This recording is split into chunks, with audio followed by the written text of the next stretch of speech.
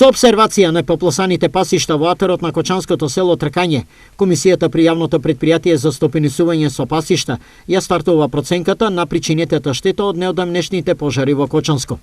За тоа, колкав процент од расположливите пасишта и нискостеблеста шума огнот уништил и финансиски колку сточарите со ова претрпеле штета, ке се знае со изготовка на извештајот по извршената проценка во Кочанскиот и Малешевскиот регион. Изјави денеска во Кочани заменик директорот на јавното предпријатие за стопенисување со пасишта Виолета Илиевска. Планираме да продолжиме на Беровско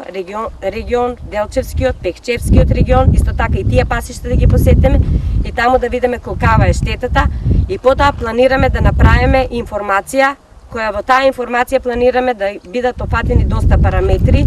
каде, колку пожари имало на ниво на Република Северна Македонија,